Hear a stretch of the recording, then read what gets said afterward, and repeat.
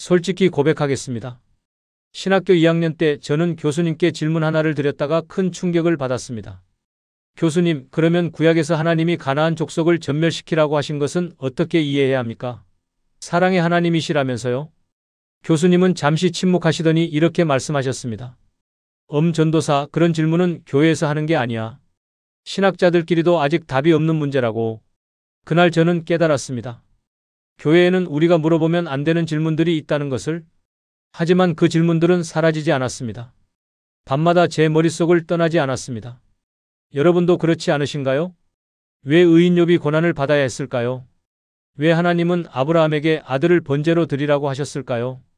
왜 다윗은 간음과 살인을 저질렀는데도 하나님의 마음에 합한 자라고 불렸을까요? 왜 예수님은 자기 십자가를 지라고 하시면서 정작 당신은 시몬에게 십자가를 지게 하셨을까요? 왜 어떤 사람은 구원받고 어떤 사람은 구원받지 못할까요? 복음을 듣지 못하고 죽은 사람들은 어떻게 되는 걸까요? 이런 질문들 마음속에 담아두고 계시지 않으셨나요?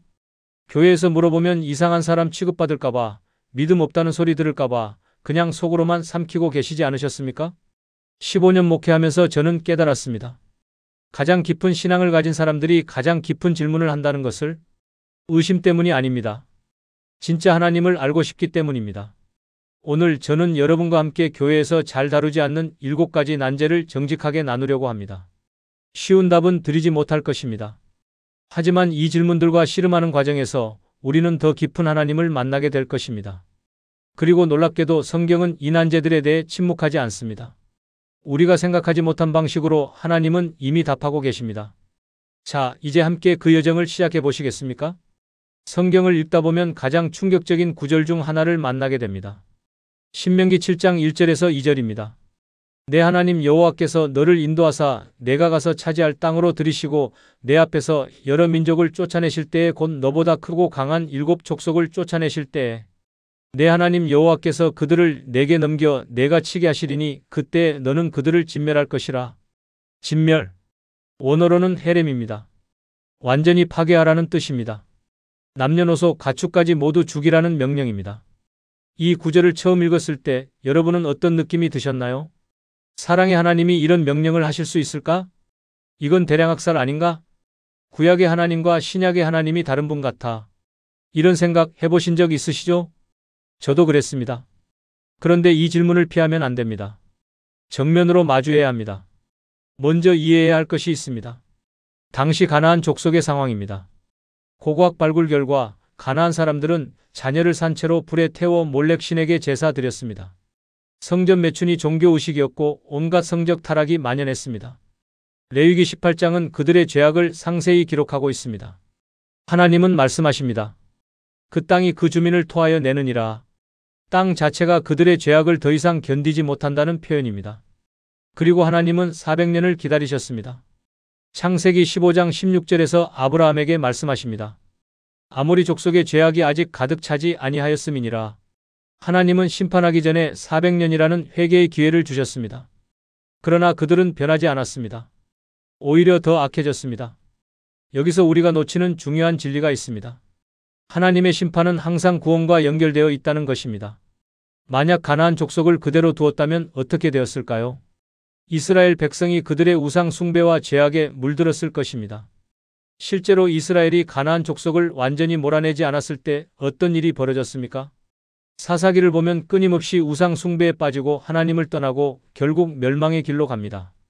메시아가 오실 통로를 지키기 위해서 하나님은 암세포를 도려내듯 가나안 족속을 제거하셨던 것입니다. 2019년 여름 저는 이 본문으로 설교를 준비하고 있었습니다. 그때 교회의 한 집사님이 상담을 요청하셨습니다. 김영수 집사님, 당시 52세였습니다. 목사님, 저는 이 구절 때문에 교회를 그만두려고 합니다. 하나님이 정말 이런 분이라면 저는 그런 하나님을 믿을 수 없어요. 집사님의 눈에는 진심 어린 고민이 담겨 있었습니다. 저는 그분과 석 달 동안 매주 만나 이야기를 나눴습니다. 함께 성경을 읽고 역사를 공부하고 신학책도 읽었습니다. 그러던 어느 날 집사님이 말씀하셨습니다. 목사님, 제가 깨달은 게 있어요. 제가 하나님을 내 기준으로 재단하고 있었던 거예요. 하나님이 사랑이시라는 건 맞아요. 그런데 그 사랑은 제가 생각하는 감상적인 사랑이 아니라 거룩함과 공의를 포함한 완전한 사랑이더라고요. 그리고 하나님은 400년을 기다리셨잖아요. 그 기간 동안 가나안 사람들 중에 누구라도 회개했다면 용서하셨을 거예요. 실제로 라합이 그랬잖아요. 가나안 사람이었지만 이스라엘의 하나님을 믿었고 구원받았고 나중에 예수님의 족보에까지 들어갔어요. 집사님의 얼굴에 평안이 찾아왔습니다. 저는 이제 알았어요. 이 구절이 하나님의 잔인함을 보여주는 게 아니라 오히려 하나님의 인내와 거룩하심을 보여준다는 것을요. 그날 이후 김영수 집사님은 교회에서 가장 열심히 성경을 공부하는 분이 되셨습니다. 지금도 새벽 기도회에 빠지지 않고 나오십니다. 사랑하는 여러분, 함께 이렇게 기도해 보시겠습니까? 하나님 아버지, 오늘 말씀을 통해 주님의 공의와 거룩하심을 깨닫게 하심을 감사합니다. 저는 종종 제 기준으로 하나님을 판단하려 했습니다. 하지만 주님은 사랑이시면서 동시에 거룩하신 분이심을 고백합니다.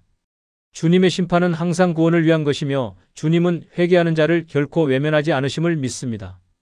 제 좁은 이해를 넘어서 주님의 완전하신 사랑을 더 깊이 알아가게 하소서. 예수님의 이름으로 기도합니다. 아멘. 우리가 이해할 수 없다고 해서 하나님이 틀린 것이 아닙니다. 오히려 그것은 하나님이 우리보다 크시다는 증거입니다. 내가 무슨 죄를 지었습니까? 고난을 겪는 사람들이 가장 많이 하는 질문입니다. 그리고 우리는 흔히 이렇게 대답합니다. 회개하지 않은 죄가 있나 봐. 하나님이 징계하시는 거야. 그런데 욥기는 이 공식을 완전히 뒤집습니다. 욥기 1장 1절입니다. 우스 땅에 욥이라는 사람이 있었는데 그 사람은 온전하고 정직하여 하나님을 경외하며 악에서 떠난 자더라. 하나님 자신이 욥을 온전하고 정직한 자라고 인정하셨습니다. 죄 때문에 고난받는 것이 아닙니다. 그런데 욥에게 무슨 일이 일어났습니까? 하루아침에 재산을 잃고 자녀 10명이 모두 죽고 온몸에 악창이 생겼습니다. 아내는 하나님을 욕하고 죽으라고 했고 친구들은 내가 죄를 지었으니 회개하라고 정죄했습니다. 이것이 의인의 삶입니까? 우리는 이렇게 믿고 싶어 합니다. 착하게 살면 복받고 악하게 살면 벌받는다. 하지만 현실은 그렇지 않지요? 정직하게 사업하다가 망하는 사람이 있고 부정직하게 해도 잘 되는 사람이 있습니다. 성실하게 신앙생활하는데 병에 걸리는 사람이 있고 교회 안 다녀도 건강한 사람이 있습니다. 왜 그럴까요? 욥기는 우리에게 놀라운 진리를 보여줍니다. 욥의 고난은 욥 때문이 아니었습니다. 영적 전쟁 때문이었습니다. 욥기 1장 9절에서 11절 사탄이 하나님께 묻습니다. 욥이 어찌 까닭없이 하나님을 경외하리까? 주께서 그와 그의 집과 그의 모든 소유물을 울타리로 두르심이 아니니까. 이제 주의 손을 펴서 그의 모든 소유물을 치소서. 그리하시면 틀림없이 주를 향하여 욕하지 않겠나이까? 사탄의 주장은 이것입니다. 욥이 하나님을 믿는 건 복 받으려고 그런 거예요. 복을 빼앗으면 하나님을 욕할 겁니다. 그런데 하나님은 욥을 신뢰하셨습니다. 내 종 욥을 내가 주목하였느냐? 그와 같이 온전하고 정직하여 하나님을 경외하며 악에서 떠난 자가 세상에 없느니라. 욥의 고난은 욥의 신앙을 시험하는 것이 아니라 욥의 신앙을 증명하는 과정이었습니다. 그리고 욥은 모든 것을 잃고도 이렇게 고백합니다. 욥기 1장 21절 내가 모태에서 알몸으로 나왔사온즉 또한 알몸으로 그리로 돌아가올지라. 주신 이도 여호와시오 거두신 이도 여호와시오니 여호와의 이름이 찬송을 받으실지니이다. 욥은 몰랐습니다. 자기에게 무슨 일이 일어나고 있는지, 왜 이런 고난을 당하는지. 하지만 욥은 하나님을 놓지 않았습니다. 그리고 마침내 욥기 42장에서 하나님을 만납니다. 내가 주께 대하여 귀로 듣기만 하였사오나 이제는 눈으로 주를 배웠마이다. 고난을 통해 욥은 하나님을 더 깊이 알게 된 것입니다. 여러분, 이것이 고난의 목적입니다. 우리를 망가뜨리는 것이 아니라 하나님을 더 깊이 알게 하는 것입니다. 2021년 봄, 교회의 박미선 권사님이 암 진단을 받았습니다. 당시 58세, 교회에서 30년 넘게 충성스럽게 섬기신 분이었습니다. 권사님은 제게 이렇게 물으셨습니다. 목사님, 저는 정말 하나님을 열심히 믿었어요. 새벽 기도도 거르지 않았고 11조도 정확히 드렸어요. 봉사도 열심히 했고요. 그런데 왜 하나님은 저에게 암을 주셨을까요? 제가 무슨 죄를 지었나요? 저는 권사님과 함께 욥기를 공부했습니다. 처음에 권사님은 이해하지 못하셨습니다. 그럼 제가 실험 대상이란 말인가요? 하나님이 저를 시험하시는 건가요? 아닙니다, 권사님. 하나님이 권사님을 시험하시는 게 아니라 권사님의 믿음을 통해 하나님의 영광을 드러내시려는 겁니다. 항암 치료가 시작되었습니다. 6개월간의 긴 싸움이었습니다. 머리카락이 빠지고 몸무게가 15kg 줄었습니다. 하지만 권사님은 병실에서도 기도를 멈추지 않으셨습니다. 같은 병실의 환자들에게 복음을 전하셨습니다. 간호사들에게 예수님 이야기를 나누셨습니다. 그러던 어느 날 권사님과 같은 병실을 쓰던 50대 여성분이 예수님을 영접했습니다. 그분은 말했습니다. 박 권사님을 보면서 생각했어요. 저렇게 아픈데도 저렇게 평안할 수 있다는 게 신기했어요. 그래서 저도 권사님이 믿는 하나님을 믿고 싶어졌어요. 2022년 여름 권사님은 암을 이겨냈습니다. 완치 판정을 받았습니다. 그리고 지금 박미선 권사님은 암 환자들을 위한 봉사사역을 하고 계십니다. 병원을 찾아가 암으로 고통받는 분들을 위로하고 함께 기도해 주십니다. 권사님이 제게 말씀하셨습니다. 목사님, 이제 알겠어요. 제 암은 제 죄 때문이 아니었어요. 하나님이 저를 통해 다른 사람들에게 희망을 주시려고 허락하신 거였어요.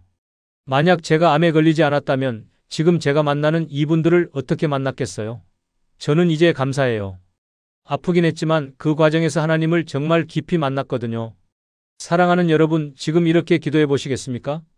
하나님 아버지, 고난 중에 있는 저를 불쌍히 여겨주셔서 감사합니다. 욥처럼 이유를 알 수 없는 고난도 주님의 섭리 안에 있음을 믿습니다. 제 아픔이 제 죄 때문이라고 자책하지 않게 하시고 이 고난을 통해 주님을 더 깊이 알아가게 하소서. 제 고통이 다른 이들에게 희망이 되고 주님의 영광이 드러나는 통로가 되게 하소서. 모든 것을 합력하여 선을 이루시는 주님을 신뢰합니다. 예수님의 이름으로 기도합니다. 아멘. 고난은 형벌이 아닙니다. 연단이며 하나님을 더 깊이 만나는 통로입니다. 창세기 22장 2절의 명령은 충격 그 자체입니다. 내 아들 내 사랑하는 독자 이삭을 데리고 모리아 땅으로 가서 내가 내게 일러준 한 산 거기서 그를 번제로 드리라. 100세에 얻은 아들, 25년을 기다려 얻은 약속의 아들, 그 아들을 죽여서 제사로 드리라고요? 이것은 단순히 믿음의 시험을 넘어서 도덕적으로도 문제가 있어 보입니다. 자녀학대 아닙니까? 살인교사 아닙니까? 더 큰 문제는 하나님이 이방 종교의 인신 제사를 가장 혐오하신다는 것입니다. 레위기 18장 21절에서 하나님은 명확히 말씀하십니다. 너는 내 자식을 몰렉에게 주어불로 통과하게 함으로 내 하나님의 이름을 욕되게 하지 말라. 자식을 제물로 드리는 것을 절대 금지하셨습니다. 그런데 왜 아브라함에게는 이삭을 번제로 드리라고 하셨을까요? 여기에 깊은 진리가 숨어 있습니다. 첫째, 이것은 실제로 이삭을 죽이려는 명령이 아니었습니다. 하나님은 아브라함의 순종을 확인하시려는 것이었습니다. 실제로 창세기 22장 12절에서 천사가 말합니다. 그 아이에게 내 손을 대지 말라. 그에게 아무 일도 하지 말라. 내가 내 아들 내 독자까지도 내게 아끼지 아니하였으니 내가 이제야 내가 하나님을 경외하는 줄을 아노라. 하나님은 아브라함이 칼을 들어 올리기 직전에 멈추게 하셨습니다. 둘째, 이것은 아브라함에게 가장 중요한 것이 무엇인지 보여주는 사건이었습니다. 아브라함에게 이삭은 단순한 아들이 아니었습니다. 모든 약속의 근거였습니다. 이삭을 통해 내 자손이 하늘의 별처럼 바닷가의 모래처럼 많아질 것이다. 하나님의 약속이 이삭을 통해 이루어질 터였습니다. 그런데 그 이삭을 죽이라고 하셨습니다. 이것은 아브라함에게 묻는 것입니다. 너는 내 약속을 믿느냐? 아니면 약속의 증거인 이삭을 믿느냐? 내 믿음의 대상이 나냐? 아니면 내가 준 선물이냐? 아브라함은 놀라운 믿음을 보였습니다. 히브리서 11장 19절은 이렇게 설명합니다. 그가 하나님이 능히 이삭을 죽은 자 가운데서 다시 살리실 줄로 생각한지라. 아브라함은 생각했습니다. 하나님이 이삭을 통해 약속을 이루신다고 하셨으니 내가 이삭을 죽여도 하나님이 다시 살리실 것이다. 이것이 진정한 믿음입니다. 결과가 아니라 하나님 자체를 신뢰하는 것입니다. 그리고 셋째, 이 사건은 예수 그리스도를 예표합니다. 모리아산은 나중에 예루살렘 성전이 세워진 곳이고 그 근처 골고다 언덕에서 예수님이 십자가에 달리셨습니다.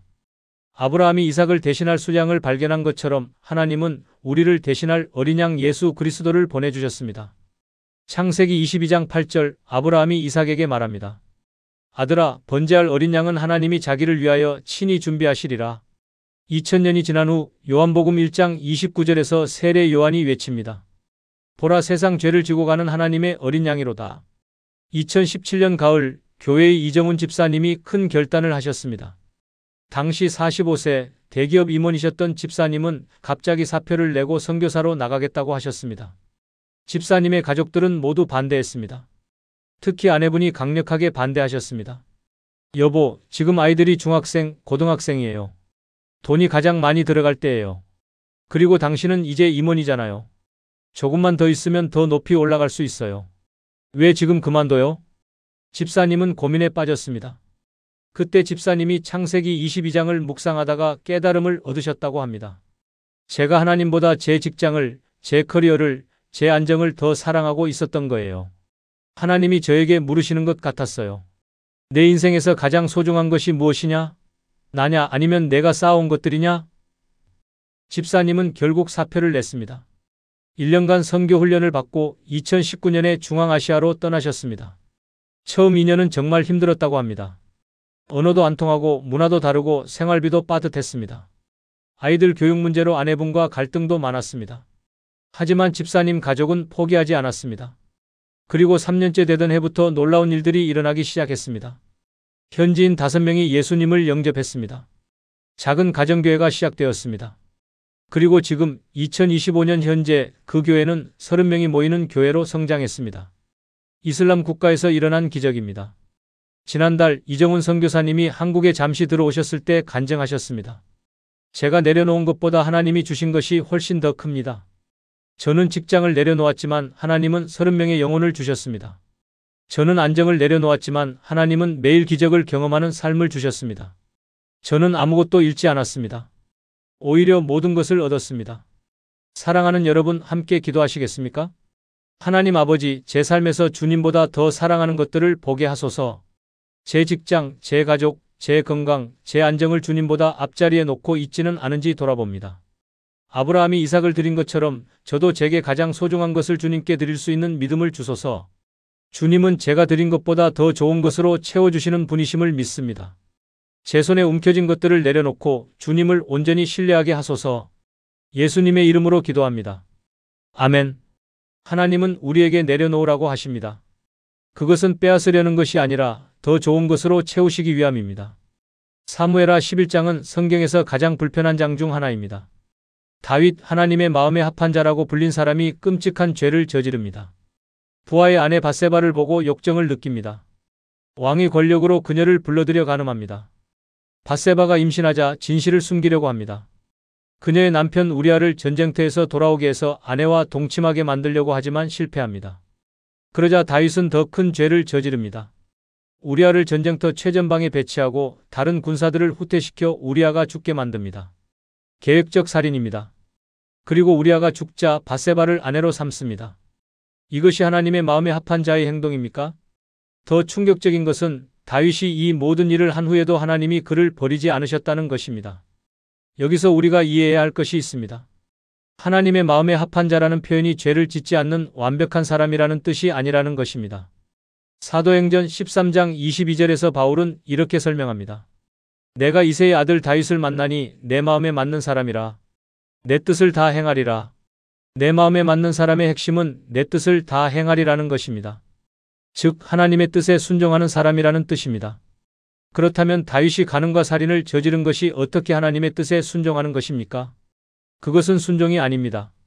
분명한 불순종이고 죄입니다. 그런데 다윗이 다른 사람들과 달랐던 것은 무엇일까요? 회개했다는 것입니다. 사무엘하 12장 선지자 나단이 다윗을 찾아와 그의 죄를 지적합니다. 그때 다윗의 반응을 보십시오. 사무엘하 12장 13절 다윗이 나단에게 이르되 내가 여호와께 죄를 범하였노라 하매 변명하지 않았습니다. 합리화하지 않았습니다. 왕이니까 괜찮아 하지 않았습니다. 밧세바가 먼저 유혹했어 하지 않았습니다. 즉시 자신의 죄를 인정했습니다. 그리고 시편 51편에서 다윗의 깊은 회개를 볼 수 있습니다. 하나님이여 주의 인자를 따라 내게 은혜를 베푸시며 주의 많은 긍휼을 따라 내 죄악을 지워주소서. 나의 죄악을 말끔히 씻으시며 나의 죄를 깨끗이 제하소서. 나는 내 죄악을 아오니 내 죄가 항상 내 앞에 있나이다. 다윗은 자기 죄의 심각성을 정확히 알았습니다. 그리고 오직 하나님의 긍휼만이 자신을 구원할 수 있다는 것을 알았습니다. 여기서 우리가 배우는 교훈이 있습니다. 하나님이 기뻐하시는 것은 죄를 짓지 않는 사람이 아니라 죄를 깨닫고 회개하는 사람입니다. 물론 죄를 짓지 않는 것이 최선입니다. 하지만 우리는 모두 죄인입니다. 로마서 3장 23절 모든 사람이 죄를 범하였음에 하나님의 영광에 이르지 못하더니 문제는 죄를 짓느냐 안 짓느냐가 아니라 죄를 지었을 때 어떻게 반응하느냐입니다. 사울 왕과 다윗 왕을 비교해 보십시오. 사울도 죄를 지었습니다. 사무엘상 15장 하나님의 명령을 불순종했습니다. 선지자 사무엘이 사울의 죄를 지적하자 사울은 어떻게 반응했습니까? 백성이 두려워서 백성이 원해서라고 변명했습니다. 책임을 회피했습니다. 형식적으로 내가 범죄하였나이다라고 말했지만 진심이 아니었습니다. 그 증거가 바로 다음 문장에서 그러나 이제 청하건대 내 백성의 장로들과 이스라엘 앞에서 나를 높이 사라고 말한 것입니다. 자기 체면을 더 걱정한 것입니다. 반면 다윗은 달랐습니다. 왕의 체면도 자기 명예도 신경 쓰지 않았습니다. 오직 하나님 앞에서 자신이 죄인임을 철저히 인정했습니다. 그래서 하나님은 다윗을 버리지 않으셨습니다. 2023년 초 교회의 최성호 장로님이 제게 찾아오셨습니다. 당시 62세, 교회에서 40년 가까이 신앙생활을 하신 분이었습니다. 장로님은 눈물을 흘리며 말씀하셨습니다. 목사님, 저는 위선자입니다. 교회에서는 장로 행세를 하면서 밖에서는 다른 짓을 했습니다. 장로님은 10년 넘게 비밀리에 외도를 하고 계셨습니다. 회사 직원과의 부적절한 관계였습니다. 그런데 최근에 그 사실이 부인에게 들통났고 가정이 무너질 위기에 처했습니다. 목사님, 저는 다윗보다 더 나쁜 사람입니다. 다윗은 한 번 실수했지만 저는 10년 동안 계획적으로 죄를 지었습니다. 저 같은 사람도 용서받을 수 있을까요? 저는 장로님과 함께 사무엘하 11-12장과 시편 51편을 읽었습니다. 그리고 말씀드렸습니다. 장로님, 하나님은 죄의 크기를 보시는 것이 아니라 회개의 진정성을 보십니다. 지금 장로님이 진심으로 회개하신다면 하나님은 용서하실 것입니다. 장로님은 장로직을 내려놓으셨습니다. 교회 앞에서 공개적으로 자신의 죄를 고백하셨습니다. 그 자리에 있던 모든 성도들이 충격을 받았습니다. 하지만 동시에 장로님의 진실한 회개에 감동했습니다. 장로님은 그 여자와의 관계를 완전히 끊었습니다. 회사도 그만두셨습니다. 부인에게 용서를 구했습니다. 처음에 부인은 이혼을 원했습니다. 하지만 장로님의 변화된 모습을 보며 마음이 조금씩 풀렸습니다. 1년이 지났습니다. 장로님은 매일 새벽 기도회에 나오셔서 회개의 기도를 드렸습니다. 집에서는 아내를 섬기며 살았습니다. 자녀들에게 자신의 잘못을 솔직히 이야기하고 용서를 구했습니다. 2024년 여름 장로님 부부가 함께 제 사무실을 찾아오셨습니다. 부인께서 말씀하셨습니다. 목사님, 처음엔 절대 용서할 수 없다고 생각했어요. 하지만 이 사람이 정말 변했어요. 예전에 교만하고 위선적인 모습은 사라지고 겸손하고 진실한 사람이 되었어요. 그래서 저도 용서하기로 했습니다. 장로님은 눈물을 흘리며 말씀하셨습니다. 목사님, 제가 이제 깨달았어요. 하나님이 원하시는 건 완벽한 사람이 아니라 진실한 사람이라는 것을요. 저는 이제 겉모습이 아니라 속마음으로 하나님을 섬기고 싶습니다. 지금 최성호 장로님은 교회에서 중독 상담 사역을 하고 계십니다. 성범죄나 중독으로 고통받는 사람들을 만나 상담하고 도와주고 계십니다. 자신의 과거를 숨기지 않고 오히려 간증으로 사용하십니다. 저도 여러분과 같은 죄인입니다. 하지만 하나님은 저를 용서하셨고 새 삶을 주셨습니다. 여러분도 할 수 있습니다. 사랑하는 여러분, 함께 기도하시겠습니까? 하나님 아버지, 저는 죄인입니다. 다윗처럼 큰 죄는 아닐지라도 작은 죄들로 매일 주님을 슬프게 합니다. 하지만 오늘 깨달았습니다. 주님은 완벽한 사람을 원하시는 것이 아니라 회개하는 사람을 기뻐하신다는 것을요. 제 모든 죄를 주님 앞에 고백합니다. 더 이상 숨기지 않고 변명하지 않고 합리화하지 않겠습니다. 다윗처럼 정직하게 제 죄를 인정하고 주님의 긍휼을 구합니다. 깨끗한 마음을 창조하시고 정직한 영을 제 속에 새롭게 하소서. 예수님의 이름으로 기도합니다. 아멘. 하나님은 회개하는 자를 결코 물리치지 않으십니다. 이 질문은 제가 신학생 시절에 가장 고민했던 질문 중 하나입니다. 마태복음 16장 24절에서 예수님은 분명히 말씀하셨습니다. 아무든지 나를 따라오려거든 자기를 부인하고 자기 십자가를 지고 나를 따를 것이니라. 자기 십자가를 지라고 하셨습니다. 그런데 누가복음 23장 26절을 보면 이렇게 기록되어 있습니다. 그들이 예수를 끌고 갈 때에 시몬이라는 구레네 사람이 시골에서 오는 것을 붙들어 그에게 십자가를 지워 예수를 따르게 하더라. 구레네 시몬이 예수님의 십자가를 대신 졌습니다. 이것은 모순 아닙니까? 예수님 자신은 자기 십자가를 다른 사람에게 떠넘기면서 우리에게는 자기 십자가를 지라고 하시는 것입니까? 이 질문에 답하려면 먼저 십자가의 의미를 정확히 이해해야 합니다. 예수님이 말씀하신 자기 십자가와 예수님이 실제로 지신 십자가는 의미가 다릅니다. 예수님이 자기 십자가를 지라고 하셨을 때 이것은 비유적 표현입니다. 자기를 부인하고 세상의 가치관을 버리고 주님을 따르는 삶을 살라는 의미입니다. 고난과 희생이 따르더라도 제자의 길을 가라는 뜻입니다.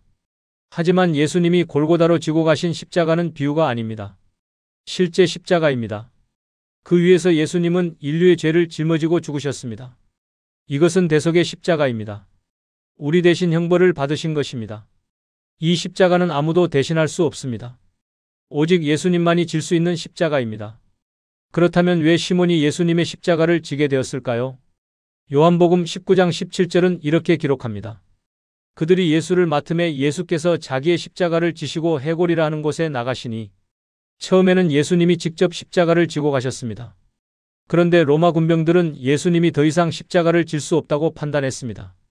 전날 밤부터 계속된 신문, 채찍질, 구타로 예수님의 몸은 한계에 도달했습니다.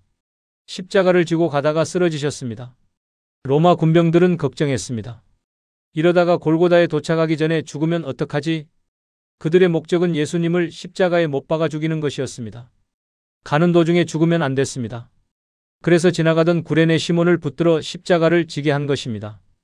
여기서 중요한 것은 시몬이 십자가를 졌지만 십자가에 달린 것은 예수님이라는 것입니다. 시몬은 나무 십자가만 옮겼습니다. 하지만 예수님은 그 십자가 위에서 죄의 십자가를 지셨습니다. 베드로전서 2장 24절, 그가 친히 나무에 달려 그 몸으로 우리 죄를 담당하셨으니, 예수님의 십자가는 두 가지 의미가 있습니다. 첫째, 나무로 만든 물리적 십자가. 둘째, 인류의 죄를 담당하는 영적 십자가. 시몬은 물리적 십자가를 대신 졌습니다. 하지만 영적 십자가는 오직 예수님만 지셨습니다. 이것은 아무도 대신할 수 없습니다. 그리고 여기에 깊은 교훈이 있습니다. 예수님도 인간으로서 한계가 있으셨다는 것입니다. 빌립보서 2장 7절에서 8절, 오히려 자기를 비워 종의 형체를 가지사 사람들과 같이 되셨고 사람의 모양으로 나타나사 자기를 낮추시고 죽기까지 복종하셨으니 곧 십자가에 죽으심이라. 예수님은 하나님이시지만 인간의 몸을 입으셨습니다. 인간의 약함을 경험하셨습니다. 배고프셨고 목마르셨고 피곤하셨고 아프셨습니다. 십자가를 지다가 쓰러지신 것은 예수님의 약함을 보여줍니다. 그리고 그것이 우리에게 위로가 됩니다. 예수님은 우리의 약함을 아십니다. 직접 경험하셨기 때문입니다. 히브리서 4장 15절, 우리에게 있는 대제사장은 우리의 연약함을 동정하지 못하실 이가 아니요 모든 일에 우리와 똑같이 시험을 받으신 이로되 죄는 없으시니라. 2020년 코로나 팬데믹 때 교회의 한유진 집사님이 심각한 우울증에 빠지셨습니다. 당시 47세 집사님은 작은 식당을 운영하고 계셨는데 코로나로 망했습니다. 20년 동안 운영하던 식당이었습니다. 빚만 5천만 원이 남았습니다. 집사님은 매일 밤 잠을 이루지 못했습니다. 어떻게 이 빚을 갚지? 앞으로 어떻게 살지? 그러던 어느 날 집사님이 제게 전화를 하셨습니다. 목소리에 힘이 없었습니다. 목사님, 저는 믿음이 부족한가 봐요. 예수님은 십자가도 지고 가셨는데 저는 이 작은 시련도 이기지 못하고 쓰러지려고 해요. 저는 제 십자가도 제대로 못 지는 나약한 사람입니다. 저는 집사님을 만나 이야기를 나눴습니다. 집사님, 예수님도 십자가를 지다가 쓰러지셨어요. 네? 그게 무슨 말씀이세요? 예수님도 인간의 몸으로 오셨기 때문에 한계가 있으셨어요. 그래서 시몬에게 도움을 받으셨습니다. 집사님도 괜찮아요. 약할 때가 있어요. 도움을 받아도 돼요. 그 말을 듣고 집사님의 눈에 눈물이 고였습니다. 저는 항상 혼자 다 해야 한다고 생각했어요. 도움을 요청하는 것은 약한 것이고 믿음 없는 것이라고 생각했어요. 아닙니다, 집사님. 예수님도 도움을 받으셨어요. 우리도 도움을 받아야 할 때가 있습니다. 집사님은 그날부터 변하기 시작하셨습니다. 교회 성도들에게 자신의 어려움을 솔직히 나누셨습니다. 그러자 성도들이 나서서 도와주기 시작했습니다. 어떤 분은 일자리를 소개해 주셨고 어떤 분은 재정적으로 도와주셨습니다. 몇 명의 집사님들이 모여서 한유진 집사돕기 모임을 만들어 매달 생활비를 지원해 주셨습니다. 1년이 지났습니다. 한유진 집사님은 새로운 일자리를 찾으셨습니다. 작은 회사였지만 안정적인 수입이 생겼습니다. 빚도 조금씩 갚아나가고 계십니다. 그리고 무엇보다 집사님의 마음에 평안이 찾아왔습니다. 지난달 집사님이 제게 말씀하셨습니다. 목사님, 제가 이제 깨달았어요. 십자가를 지는 것이 혼자 다 끌어안고 가는 게 아니라는 것을요. 때로는 다른 사람의 도움을 받는 것도 십자가를 지는 방법이라는 것을요. 예수님도 시몬의 도움을 받으셨잖아요. 저도 도움을 받았고 이제는 다른 사람을 도울 수 있는 사람이 되었어요. 사랑하는 여러분, 함께 기도하시겠습니까? 하나님 아버지, 제 십자가가 너무 무겁습니다. 혼자서는 질 수 없을 것 같습니다. 하지만 오늘 깨달았습니다. 예수님도 인간으로 오셔서 저처럼 약하셨고 도움을 받으셨다는 것을요. 저도 괜찮다는 것을 알게 되었습니다. 약할 때 도움을 요청해도 되고 넘어져도 다시 일어나면 되고 혼자 다 감당하려 하지 않아도 된다는 것을요. 주님, 제 곁에 저를 도와줄 구레네 시몬을 보내주소서. 그리고 저도 누군가의 구레네 시몬이 되게 하소서. 함께 십자가를 지고 가는 공동체가 되게 하소서. 예수님의 이름으로 기도합니다. 아멘. 우리는 혼자 십자가를 지는 것이 아닙니다. 주님이 함께 하시고 형제자매가 함께 합니다. 이 질문은 신학 역사상 가장 큰 논쟁거리 중 하나입니다. 칼빈과 알미니우스, 개혁주의와 알미니안주의, 예정론과 자유의지론. 수백 년 동안 신학자들이 싸워온 주제입니다. 로마서 9장 18절 바울은 이렇게 말합니다. 그런즉 하나님께서 하고자 하시는 자를 긍휼히 여기시고 하고자 하시는 자를 완악하게 하시느니라. 이 구절을 읽으면 이런 생각이 듭니다. 그러면 우리에게 선택의 여지가 없는 건가? 하나님이 미리 정하셨다면 내 노력은 무슨 소용인가? 구원받지 못할 사람은 아무리 애써도 소용없는 건가? 동시에 성경의 다른 구절들은 이렇게 말합니다. 요한복음 3장 16절 하나님이 세상을 이처럼 사랑하사 독생자를 주셨으니 이는 그를 믿는 자마다 멸망하지 않고 영생을 얻게 하려 하심이라. 그를 믿는 자마다라고 했습니다. 믿으면 구원받는다는 뜻입니다. 그렇다면 우리의 선택이 중요한 것 아닙니까? 베드로후서 3장 9절 주의 약속은 어떤 이들이 더디다고 생각하는 것 같이 더딘 것이 아니라 오직 주께서는 너희를 대하여 오래 참으사 아무도 멸망하지 아니하고 다 회개하기에 이르기를 원하시느니라. 하나님은 아무도 멸망하지 않기를 원하신다고 했습니다. 그렇다면 왜 어떤 사람은 멸망할까요? 여기서 우리가 이해해야 할 것이 있습니다. 성경은 두 가지 진리를 동시에 말하고 있다는 것입니다. 첫째, 하나님의 주권. 하나님이 모든 것을 아시고 모든 것을 계획하시고 모든 것을 이루신다. 둘째, 인간의 책임. 인간은 선택할 수 있고 그 선택에 따라 결과를 경험한다. 이 두 진리는 우리의 작은 머리로는 모순처럼 보입니다. 하지만 하나님의 관점에서는 모순이 아닙니다. 에베소서 1장 4절에서 5절 곧 창세전에 그리스도 안에서 우리를 택하사 우리로 사랑 안에서 그 앞에 거룩하고 흠이 없게 하시려고 그 기쁘신 뜻대로 우리를 예정하사 예수 그리스도로 말미암아 자기의 아들들이 되게 하셨으니 창세전에 우리를 택하셨다고 했습니다. 예정론입니다. 하지만 동시에 요한복음 1장 12절은 이렇게 말합니다. 영접하는 자 곧 그 이름을 믿는 자들에게는 하나님의 자녀가 되는 권세를 주셨으니 영접하는 자, 믿는 자에게 하나님의 자녀가 되는 권세를 주셨다고 했습니다. 우리의 선택입니다. 그렇다면 어떻게 이해해야 할까요? 이렇게 생각해 보십시오. 하나님의 관점에서는 모든 것이 이미 정해져 있습니다. 하나님은 시간 밖에 계시기 때문에 과거와 현재와 미래를 동시에 보십니다. 누가 믿을지 누가 안 믿을지 이미 아십니다. 하지만 우리의 관점에서는 아직 선택하지 않았습니다. 우리는 시간 안에 살기 때문에 순간순간 선택하며 살아갑니다. 예를 들어보겠습니다. 어떤 영화를 이미 다 본 사람이 있습니다. 그 사람은 영화의 결말을 알고 있습니다. 하지만 처음 보는 사람에게는 아직 결말을 모릅니다. 영화 속 주인공이 선택하는 순간순간이 중요합니다. 그 선택에 따라 결말이 달라집니다. 관객의 관점에서는 이미 정해진 것이지만 주인공의 관점에서는 아직 선택해야 합니다. 하나님은 관객이고 우리는 주인공입니다. 하나님은 이미 아시지만 우리는 아직 선택해야 합니다. 그리고 그 선택이 진짜 선택입니다. 하나님이 미리 아신다고 해서 우리의 선택이 가짜가 되는 것이 아닙니다. C.S. 루이스는 이렇게 말했습니다. 지옥의 문은 안에서 잠겨 있다. 하나님이 사람을 지옥에 던지시는 것이 아니라 사람이 스스로 하나님을 거부하고 지옥을 선택한다는 의미입니다. 2022년 겨울 교회에 신앙상담을 받으러 온 30대 청년이 있었습니다. 이름은 김재훈, 당시 33세였습니다. 재훈 씨는 어릴 때부터 교회를 다녔지만 대학교 때 무신론자가 되었습니다. 하지만 최근에 다시 신앙에 대해 고민하기 시작했다고 합니다. 목사님, 저는 이해가 안 돼요. 만약 하나님이 미리 다 정하셨다면 제가 믿든 안 믿든 이미 정해진 거잖아요. 그럼 제가 애쓸 필요가 뭐가 있어요? 어차피 정해진 건데. 저는 재훈 씨에게 물었습니다. 재훈 씨, 그럼 질문 하나 할게요. 지금 재훈 씨는 구원받고 싶어요? 안 받고 싶어요? 당연히 받고 싶죠. 천국 가고 싶어요. 그럼 됐어요. 네? 하나님이 재훈 씨를 구원하실지 안 하실지는 하나님이 아십니다. 하지만 재훈 씨가 할 일은 간단해요. 예수님을 믿는 겁니다. 그게 전부예요. 하지만 제가 믿는다고 해도 하나님이 저를 선택 안 하셨으면 어떡해요? 재훈 씨, 성경은 이렇게 약속합니다. 그를 믿는 자마다 멸망하지 않고 영생을 얻는다. 믿으면 구원받는다고 했어요. 조건이 하나예요. 믿음. 재훈 씨가 진심으로 예수님을 믿으면 하나님은 재훈 씨를 구원하십니다. 100% 확실합니다. 그럼 예정론은 뭐예요? 예정론은 구원받은 사람들이 뒤돌아보며 깨닫는 진리예요.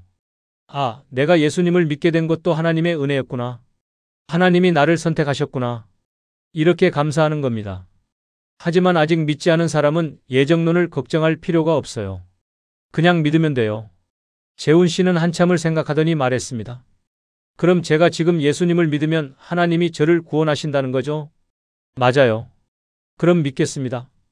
그날 김재훈 씨는 예수님을 영접했습니다. 그리고 지금 3년이 지난 2025년 재훈 씨는 교회에서 청년부 리더로 섬기고 있습니다. 몇 달 전 재훈 씨가 간증하는 것을 들었습니다. 저는 이제 깨달았습니다. 제가 예수님을 믿게 된 것이 우연이 아니라는 것을요. 하나님이 저를 선택하셨고 저를 이끄셨고 저를 구원하셨습니다. 그것이 얼마나 감사한지 몰라요. 하지만 동시에 제가 예수님을 믿기로 선택한 그 순간도 진짜였어요. 제 의지로 제 결단으로 믿었어요.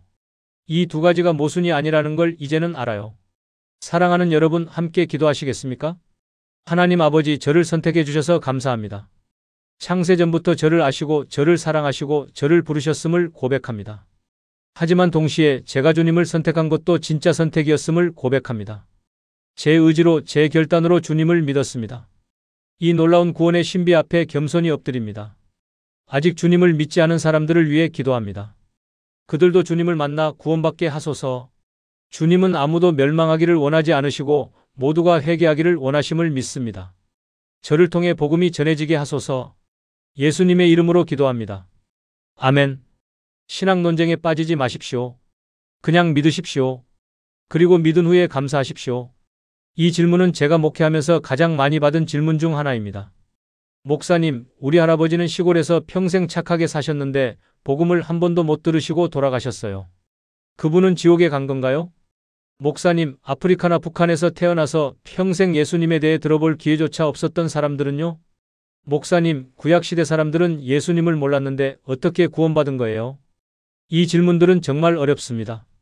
왜냐하면 성경이 명확한 답을 주지 않기 때문입니다. 하지만 성경이 주는 단서들이 있습니다. 먼저 로마서 1장 20절을 보십시오. 창세로부터 그의 보이지 아니하는 것들 곧 그의 영원하신 능력과 신성이 그가 만드신 만물에 분명히 보여 알려졌나니 그러므로 그들이 핑계하지 못할지니라. 모든 사람이 자연을 통해 하나님의 존재를 알 수 있다고 했습니다. 그래서 사람들이 핑계할 수 없다고 했습니다.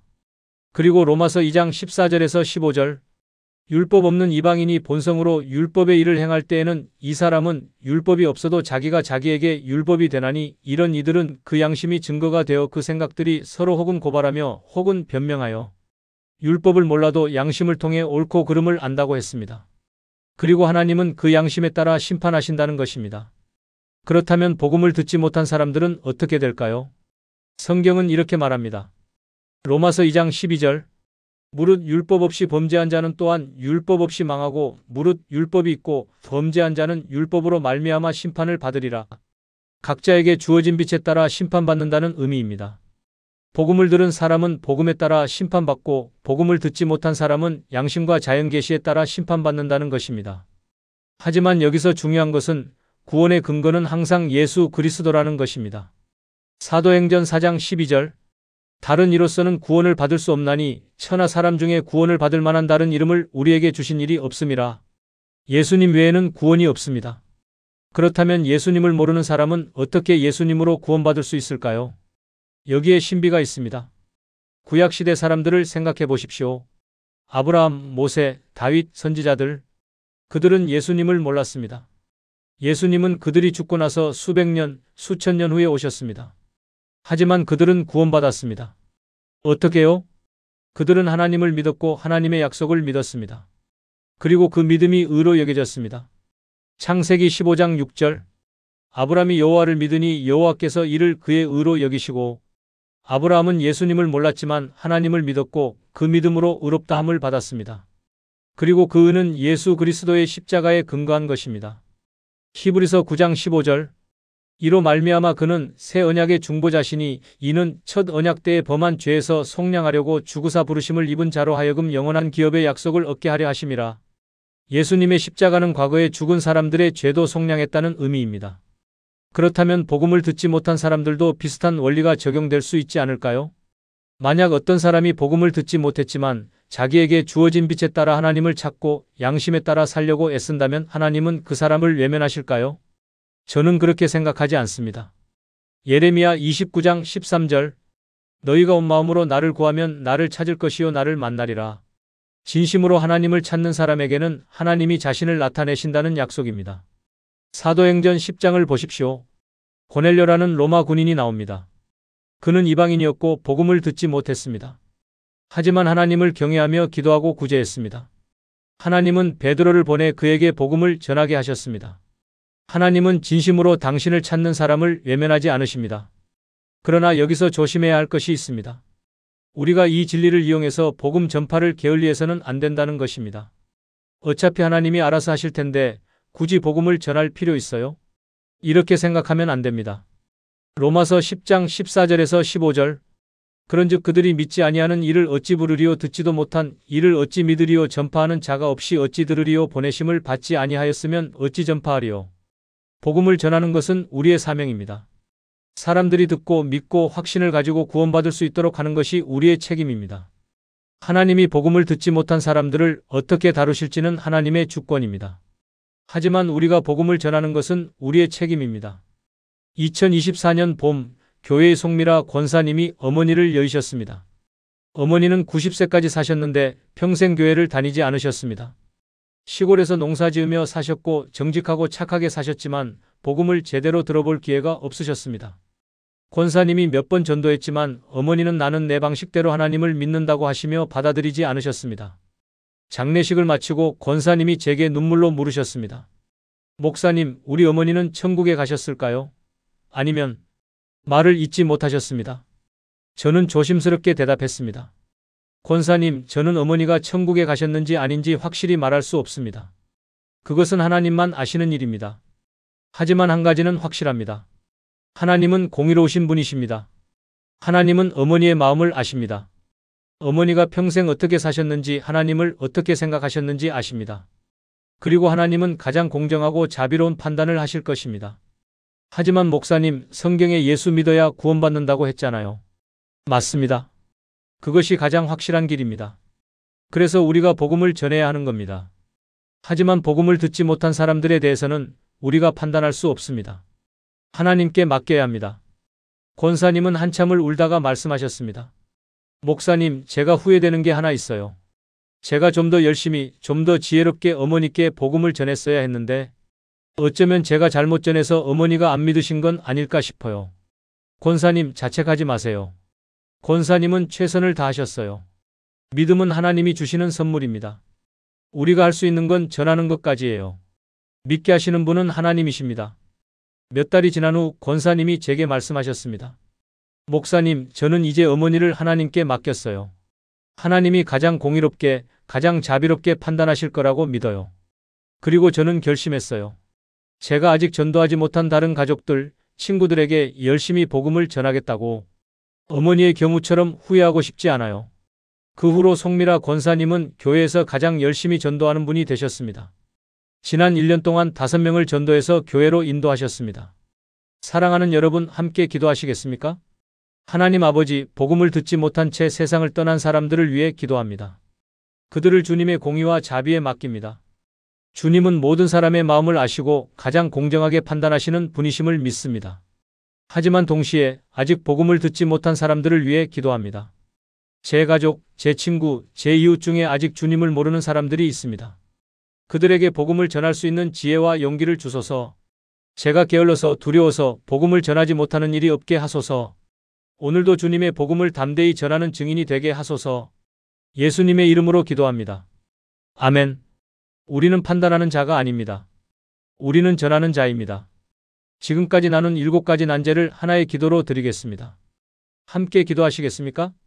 전능하시고 공의로우시며 자비로우신 하나님 아버지, 오늘 이 시간 성경의 어려운 질문들을 함께 고민하며 주님을 더 깊이 알게 하심을 감사드립니다. 가나안 정복을 통해 주님의 거룩하심과 공의를 깨닫게 하시고 욥의 고난을 통해 주님께서 우리를 더 깊은 신앙으로 인도하심을 알게 하셨습니다. 아브라함의 이삭 번제를 통해 진정한 믿음이 무엇인지 깨닫게 하시고 다윗의 회개를 통해 주님이 원하시는 것은 완벽함이 아니라 진실함임을 배웠습니다. 예수님의 십자가를 통해 우리의 약함을 이해하시고 함께하심을 알게 하시고 예정과 자유의지를 통해 주님의 주권과 우리의 책임을 깨닫게 하셨습니다. 그리고 복음을 듣지 못한 이들을 통해 주님의 공의와 자비 그리고 우리의 사명을 다시금 확인하게 하셨습니다. 저는 고백합니다. 이 모든 난제의 답은 주님 안에 있습니다. 제 작은 이해로는 깨닫지 못할지라도 주님은 모든 것을 아시고 가장 선하게 이루시는 분이십니다. 주님의 사랑은 제가 생각하는 것보다 더 크고 주님의 공의는 제가 이해하는 것보다 더 완전하며 주님의 자비는 제가 상상하는 것보다 더 넓습니다. 오늘부터 저는 더 이상 이해할 수 없는 질문들 때문에 주님을 의심하지 않겠습니다. 오히려 그 질문들을 통해 주님을 더 깊이 알아가고 더 깊이 신뢰하며 더 깊이 경배하겠습니다. 제 믿음이 지식에 기반한 것이 아니라 신뢰에 기반한 것이 되게 하소서. 제가 이해할 수 없을 때에도 주님을 신뢰할 수 있는 믿음을 주소서. 제 삶 가운데 닥치는 모든 의문과 난제 속에서도 주님의 선하심을 붙잡게 하소서. 그리고 이 깊은 질문들과 씨름하는 과정을 통해 제 신앙이 더욱 견고해지고 주님을 향한 사랑이 더욱 뜨거워지게 하소서. 아직도 이런 질문들로 고민하는 많은 사람들이 오늘 이 말씀을 통해 위로받고 답을 찾고 주님을 더 깊이 만나게 하소서. 살아계신 예수 그리스도의 이름으로 기도합니다. 아멘. 사랑하는 성도 여러분, 지금까지 우리는 7가지 어려운 질문들을 함께 나누었습니다. 하나님은 왜 가나안 족속을 전멸시키라고 하셨는지, 의인 욥은 왜 고난을 받아야 했는지, 하나님은 왜 아브라함에게 아들을 번제로 드리라 하셨는지, 다윗은 왜 간음과 살인을 저질렀는데도 용서받았는지, 예수님은 왜 자기 십자가를 지라고 하시고는 당신 십자가는 시몬에게 지게 하셨는지, 왜 어떤 사람은 구원받고 어떤 사람은 구원받지 못하는지, 복음을 듣지 못하고 죽은 사람들은 어떻게 되는지, 이 질문들은 쉽게 답할 수 없는 질문들입니다. 2000년 교회 역사 동안 신학자들이 씨름해온 질문들입니다. 하지만 오늘 우리가 깨달은 것이 있습니다. 이 질문들의 답은 하나님 자신이라는 것입니다. 우리가 하나님을 완전히 이해할 수 없다는 것은 당연합니다. 이사야 55장 8절에서 9절. 이는 내 생각이 너희의 생각과 다르며 내 길은 너희의 길과 다름이니라. 여호와의 말씀이니라. 이는 하늘이 땅보다 높음같이 내 길은 너희의 길보다 높으며 내 생각은 너희의 생각보다 높음이니라. 하나님의 생각은 우리의 생각보다 높습니다. 우리가 이해할 수 없다고 해서 하나님이 틀린 것이 아닙니다. 오히려 그것은 하나님이 우리보다 크시다는 증거입니다. 그리고 그 크신 하나님이 우리를 사랑하신다는 것이 얼마나 놀라운 일입니까? 요한일서 4장 8절. 하나님은 사랑이시라. 하나님의 본질은 사랑입니다. 우리가 이해할 수 없는 모든 일들 뒤에는 하나님의 사랑이 있습니다. 때로는 보이지 않을 수 있습니다. 때로는 느껴지지 않을 수 있습니다. 하지만 분명한 것은 하나님은 우리를 사랑하시고 우리를 위해 가장 좋은 것을 계획하고 계신다는 것입니다. 여러분이 오늘 이 말씀을 듣고 있다는 것 자체가 은혜입니다. 여러분이 이런 깊은 질문들을 고민할 수 있다는 것 자체가 축복입니다. 왜냐하면 그것은 여러분이 하나님을 진지하게 알고 싶어 한다는 증거이기 때문입니다. 부디 이 질문들을 두려워하지 마시고 이 질문들과 함께 하나님을 더 깊이 알아가는 여정을 계속하시기 바랍니다. 혹시 이 영상이 도움이 되셨다면 좋아요를 눌러주시고 같은 고민을 하는 분들과 함께 나눠주세요. 그리고 아래 댓글란에 여러분의 생각이나 질문을 남겨주시면 함께 나누고 싶습니다. 구독과 알림 설정도 부탁드립니다. 하나님의 은혜가 여러분의 삶 가운데 충만하시기를 축복합니다. 주님의 평안이 여러분과 함께 하시길 기도합니다. 감사합니다.